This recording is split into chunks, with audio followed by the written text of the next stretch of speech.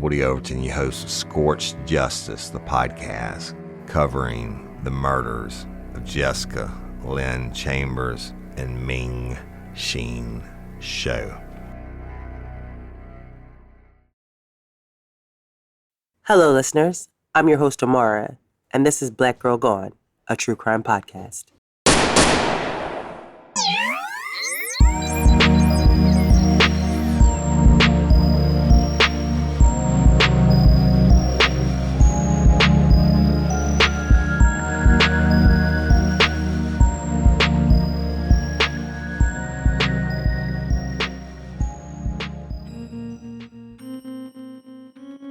On this episode of Black Girl Gone, we tell the story of 25-year-old Alicia Jackson, who was found murdered inside her Columbus, Ohio apartment on December 2nd, 2010. The night she was found, Alicia's boyfriend came home and found her dead.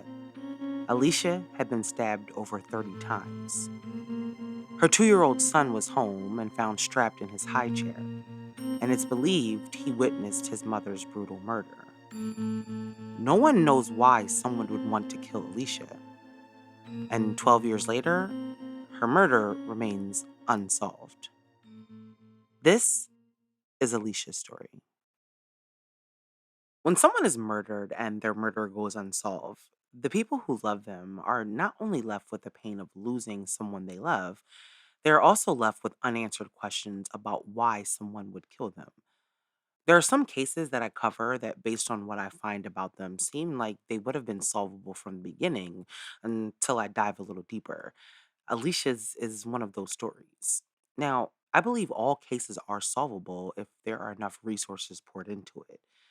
But some cases do seem to have more obvious evidence than others. When you hear about a mother being murdered in her home, it seems like the list of suspects would be short, especially when that mother had no connection to anything that would explain why someone would want to murder her. But after almost 12 years and no clear evidence pointing to anyone, whoever killed Alicia has not been held accountable. Now, in recent weeks, there has been a renewed interest in Alicia's case, and with that can hopefully come some answers. Perhaps after years of silence, whoever is responsible for Alicia's murder, or anyone who may know something about her murder or murderer, might feel compelled or pressured to come forward. Ironically, I found Alicia's story a few months ago, and I knew it was a story that I wanted to tell. Unfortunately, I have a long list of stories, but when I saw the renewed attention to Alicia's murder, I knew that now would be a good time to add to the coverage about what happened to Alicia. Alicia Jackson was originally from Kentucky, and she spent most of her younger years there before her family moved to Harrisburg right before Alicia started high school. For most teens, that would have been a nightmare, but according to Alicia's family, it didn't take her long to make friends. Alicia's father said that Alicia was a leader. He told Dateline that Alicia had a delightful manner about her from the day that she was born. Once in high school at Central Dauphin High School in Harrisburg, Alicia was an active student. Everything from homecoming queen to softball to orchestra and concert band. Alicia loved playing the piano and the violin, and she loved to dance. But she was also a very serious student who was always on the honor roll. Her favorite subject was math, which always amazes me because I suck at math. But Alicia, by all definition, was the all American girl, an ambitious, well rounded high school student who excelled both academically and socially. In 2003, Alicia graduated from high school and was accepted to The Ohio State University. And in the fall of 2003, Alicia moved to Ohio to begin her college career. Alicia had decided that she was going to major in architecture. Alicia's father, Kevin, was a mechanical engineer, and that sparked her interest in pursuing a career in architecture and planning. Alicia adjusted to college life well. She lived on campus in the dorms, and that's where she met Eugene. According to Alicia's family, Alicia and Eugene met in the dorms a couple years after Alicia started at Ohio State, and not long after meeting, they started dating. By all accounts, they seemed to have a good relationship. Kevin, Alicia's dad, told Dateline in 2018 that Eugene seemed like a good guy. He was on track academically and came from a godly family. Kevin said that these were all positive things that eased his concerns about his daughter's new boyfriend. But he was still a dad, and he told Dateline that Eugene's resume didn't stop him from asking him 50 questions. Alicia and Eugene dated for the remainder of undergrad, and they grew closer and closer to each other and each other's families. Eugene's parents lived in Akron, and so the couple would often visit with his family. Alicia's family said that she and his mother, Sarah, became really close. And for Alicia's parents, the way Eugene's family embraced her and took care of her gave them comfort, according to Kevin, Alicia's dad. In 2007, Alicia graduated from Ohio State, but she decided that she wanted to stay in Columbus to pursue her master's degree in city and regional planning. Eugene decided that he too would stay in Columbus to get his master's as well. At that point, their lives were full of so much promise, both young and ambitious. And Alicia really had so much going for herself, so much to look forward to. After deciding to stay in Columbus later that same year, Alicia found out that she was pregnant. Kevin told Dateline that he was surprised when he learned his daughter was pregnant because during a conversation with Eugene, he said that he wanted to be married before having children, which for many people is ideal, but things happen and sometimes life doesn't go exactly as planned. But both Alicia and Eugene's families were supportive of the young couple on their new journey to parenthood, and everyone was looking forward to the new addition to their families. Alicia and Eugene moved in together and got ready to welcome their son. Eugene Jeremiah Wilson IV, named after his father and affectionately called Juju, was born in July 2008. Alicia's grandmother told Penn Live in 2010 that the baby was born premature. He only weighed 4 pounds, and so he had to stay in the hospital for a little while. But Alicia was a dedicated mother from the start, and little Eugene began to thrive and was able to come home. After bringing her son home, Alicia settled into motherhood and graduated with her master's degree. Eugene was still in school at the time, and so Alicia began working at a nonprofit called the Community Research Partners as a research assistant. And Alicia also began serving on the board of a local YMCA. Alicia and Eugene, according to her family, seemed to have a normal relationship. By the time their son was born, the couple had been together for a few years, and there's nothing that indicates that they had any significant issues in their relationship. But a few months after their son was born, Alicia found out that Eugene had fathered another child, according to her cousin Shantae. Shantae told Dateline that she knows that it hurt Alicia to find out that Eugene had another child because it meant that he had been having another relationship while she was pregnant. But despite that hurt that Alicia may have felt after learning about Eugene's other child, the couple reconciled and they stayed together. Her brother Trevin said that over the next 2 years, Alicia poured herself into raising little Eugene and being the best mother that she could be to him. He told Dateline that Alicia was an excellent mother. Alicia's family was very important to her, and so she made sure to bring her son back to Harrisburg so that they could spend time together and so that her son could have a relationship with them. By 2010, Eugene was getting ready to finish school, and the couple began making plans for what they were going to do next. Eugene had started looking for work and eventually found a job in Dallas, Texas. Alicia had started to think about going with him, and so she too started to look for work of her own in Dallas. Now, there are several articles that describe Eugene as Alicia's fiance, while others refer to him as her boyfriend. So I'm not sure if the two were actually engaged or not, but they were making plans together for the future, and so it's not unlikely that marriage was being discussed. On December 1st, 2010, Shantae told Dateline that she received a text from Alicia that said, "I just wanted to let you know that I love you." Now, Shantae said that the text was kind of random, but she replied back, "I love you too." It would be the last text that Shantae would ever receive from Alicia and the last time that she would speak to her. On Thursday, December 2nd, 2010, and it was a normal day for Alicia. She had to work, so she dropped her son off to the babysitter and headed to her job. According to reporting done by the Columbus Dispatch, Alicia texted Eugene that day to ask him if he had eaten the last two eggs at home, and he said that he had. Alicia was planning for meatloaf for dinner, and so she needed eggs in order to make it. No eggs meant that she was going to have to go to the store after work. So Alicia told her coworkers that she was going to need to leave work early so that she could go to the store. Alicia left work later that afternoon and she headed over to the babysitter to pick up her son. She told the babysitter that she was going to be stopping at the store before she went home. And so Alicia and her son left and they stopped by a local store to buy a dozen of eggs before heading home. Now, according to the reporting by the Columbus Dispatch, Alicia and her son arrived home at around 5:30 p.m.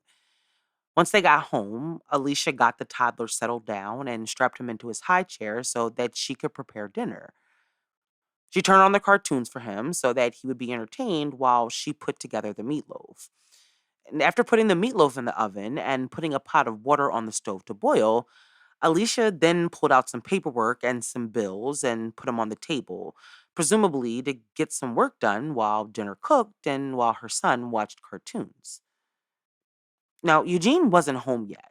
He was, of course, still finishing up classes for his master's, and he had plans to meet with a student group that evening. At 5:53 p.m. that evening, Alicia's mom texted her to check in. She asked Alicia how she was doing, and Alicia replied right back and said, "Fine, how are you?" 3 minutes later, Alicia's mother responded, but this time, Alicia didn't text back. Around 9 p.m. that evening, Eugene arrived home. He entered the apartment that he shared with Alicia and found a gruesome scene. Inside the apartment was his son, still strapped to his high chair, and Alicia dead on the couch. The apartment was covered in blood, and the meatloaf that Alicia had made for dinner was still in the oven, and the water on the stove was boiling. Shortly after 9 p.m., Eugene called 911. He told the 911 operator that he came home and found their back door open and Alicia dead on the couch. The call is described by the Columbus Dispatch and says that Eugene was emotional on the call, begging for paramedics to hurry. He told the 911 operator that Alicia had been stabbed in the head, chest, and neck.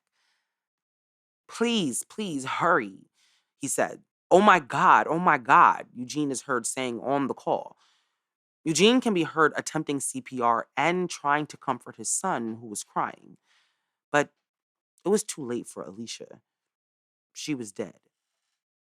The detective who arrived on the scene afterwards said that it was the most gruesome crime scene he had ever seen. The only good thing was that little Eugene was not physically hurt. But based on where he was in his high chair, they were pretty sure that he had witnessed what had happened. He was perhaps only spared because he was too young to be a reliable witness. It was clear based on the crime scene and the number of wounds visible on Alicia's body that this was no random crime. Someone was mad at Alicia, and all signs pointed to a crime of pure rage. But who hated Alicia enough to brutally murder her in front of her son? Everyone who knew Alicia said everybody loved her. She had no known enemies. However, someone hated her enough to stab her 30 times. The problem was, no one knew who or why. I have to tell you about an amazing new service I've found called FrameBridge. FrameBridge makes it super easy and affordable to frame your favorite things, from art prints and posters to travel photos sitting on your phone. With Mother's Day around the corner, FrameBridge also makes the perfect gift. In fact, select gifts ship next day. Here's how it works. Just go to framebridge.com and upload your photo, or they'll send you packaging to safely mail in your physical pieces. Preview your item online in dozens of frame styles and gallery wall layouts. Choose your favorite or get free recommendations from their talented designers.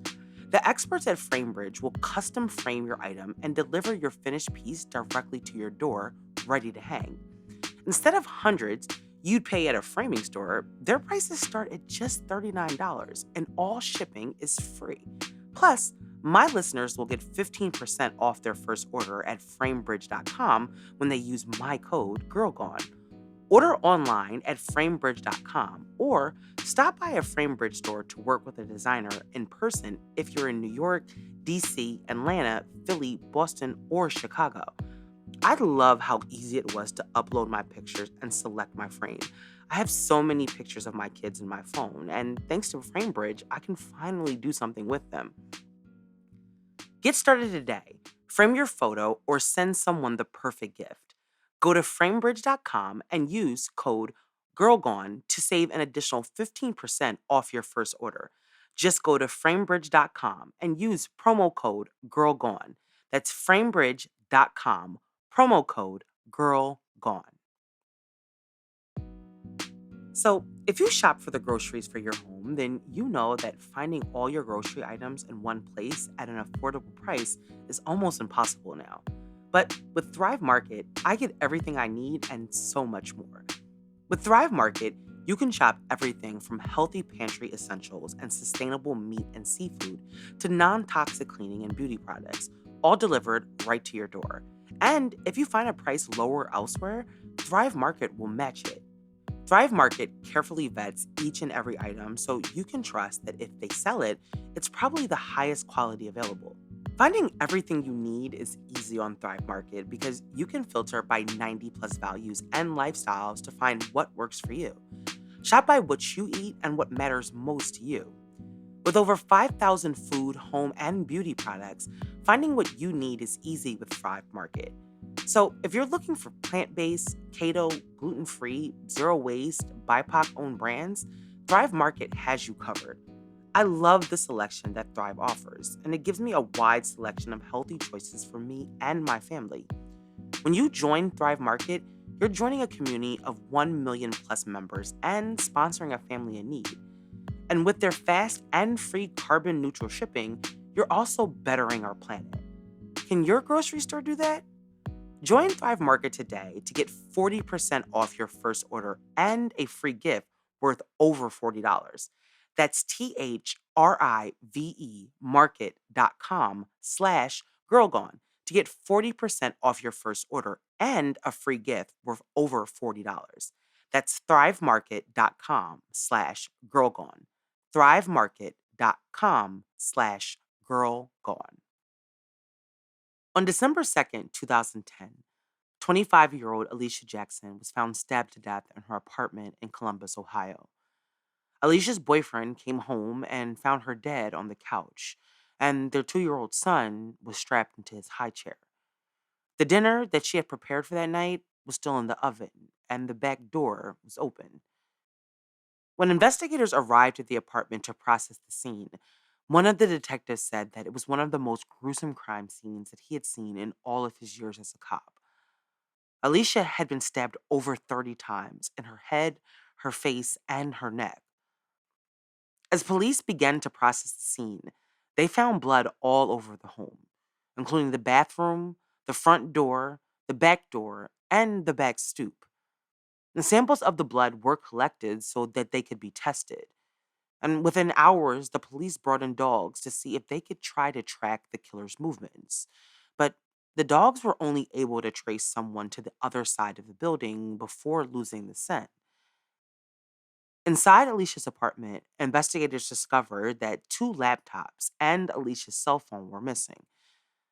The theory that this may have been a robbery was only briefly explored because the rest of the crime scene didn't fit into that theory. Yes, the laptops and phone were gone, but the cords for the laptops were still there. Also, Alicia's purse was there in plain sight, but it wasn't taken. Investigators believe that the electronics were taken for one of two reasons. Either they contained evidence that could ID the killer, or they wanted to make it look like it was a robbery. There was no signs of forced entry either. So police began to theorize that Alicia knew her killer and had let them into her apartment. There was no sign of a struggle either. It didn't appear that Alicia had fought back. And investigators believe that she was possibly attacked from behind when she turned her back on her killer. There were things like a TV and a fish tank that were all near the door and that would have more likely than not been knocked over if a fight had taken place or if Alicia had opened the door and immediately been attacked. Investigators interviewed Alicia's neighbors, but none of them had heard or saw anything. No one recalled hearing anything strange coming from Alicia's apartment that night. That night, after Alicia had been found, her father, Kevin, got a call from Sarah, Eugene's mom. She was calling to deliver the news that his beloved Alicia was dead, but not just dead, brutally murdered. Kevin told Dateline that he was stunned when Sarah told him what happened. He was standing in his kitchen and he could not imagine what could have caused something like that to happen to someone like Alicia. Her entire family was devastated. At just 25 years old, Alicia was gone. It was the last thing that anyone expected to have to deal with. Alicia was living a normal life, working, raising her son, a college graduate with a master's degree. She had done everything right. And now her life was over. She was brutally murdered, and not one person close to her could understand why. After his mother was found brutally murdered, little Eugene was temporarily placed in child protective services. Alicia's boyfriend went to Akron to stay with his parents while his apartment was being processed as a crime scene. And from there, he was going to file for temporary custody to get his son back. Alicia's family was devastated, and when they learned that Alicia's son had been left in the home with his mother's body after witnessing her murder, it was a devastating revelation. But everyone was happy that the monster who killed Alicia had at least spared her son.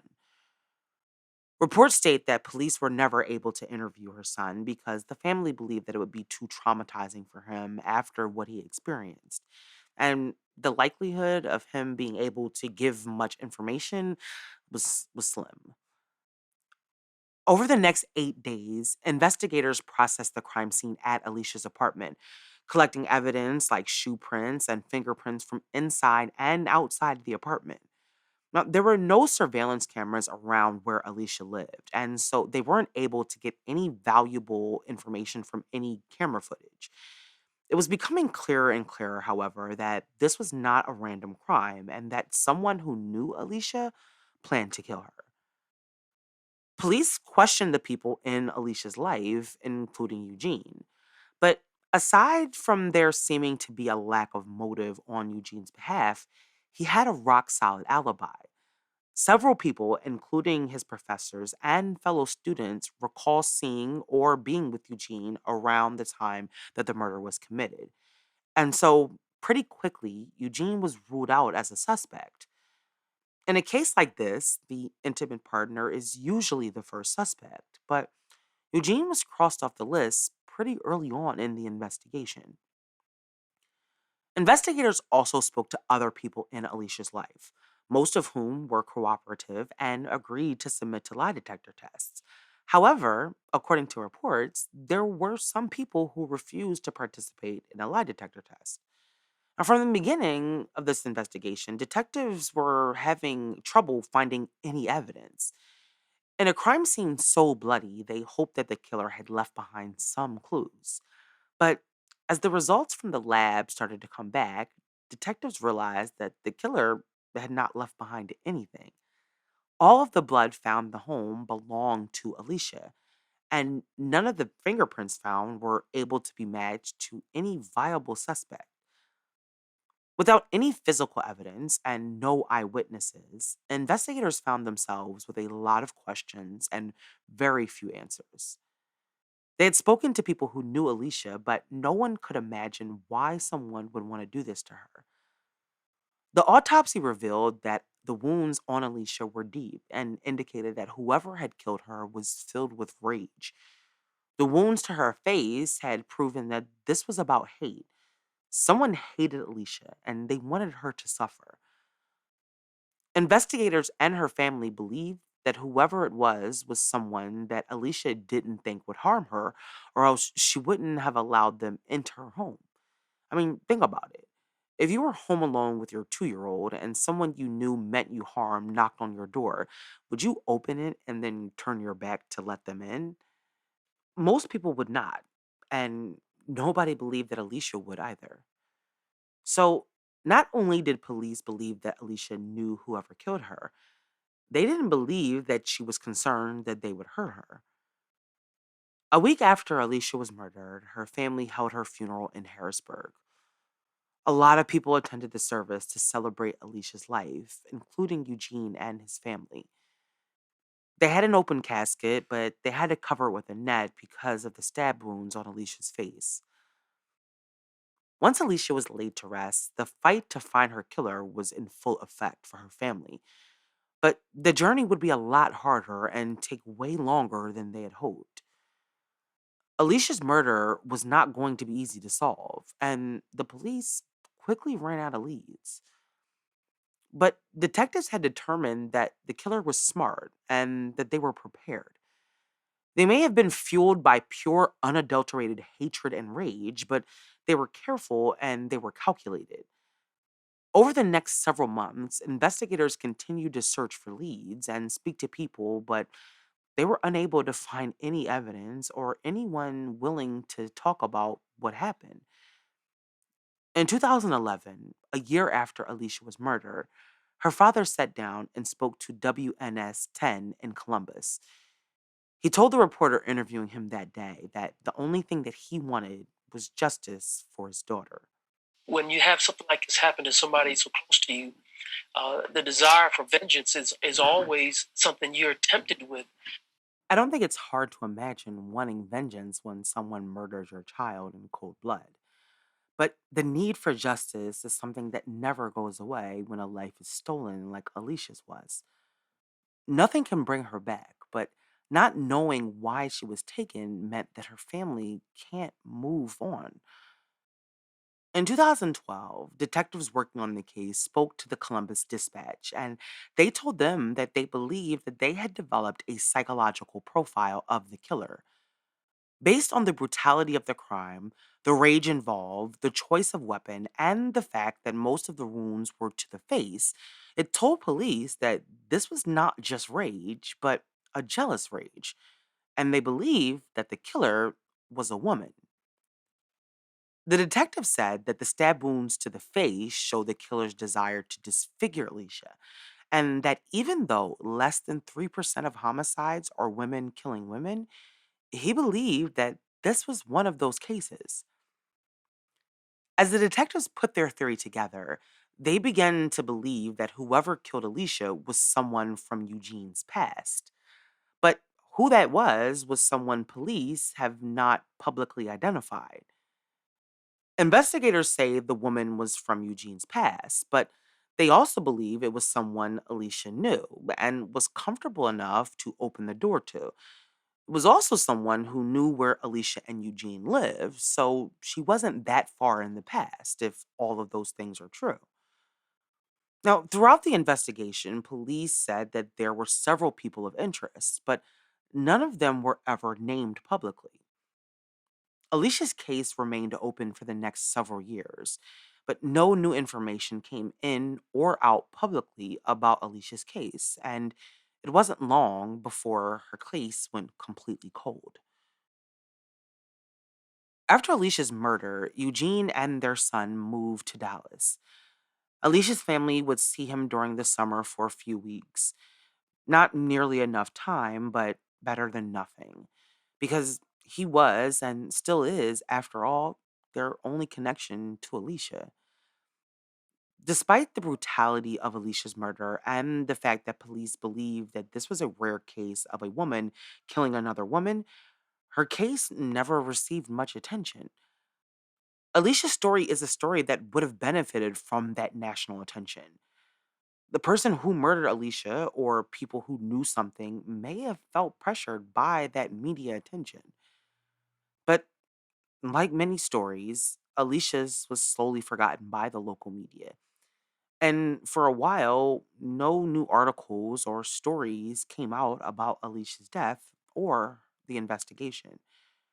Her family, however, was not going to give up. They tried hard to keep Alicia's memory alive and to try to find her killer. They wanted to be able to tell her son one day that they had done everything that they could to bring his mother's killer to justice. In 2018, Alicia's family spoke to Dateline as part of their cold case spotlight. It was the first time that a national news organization featured Alicia's case.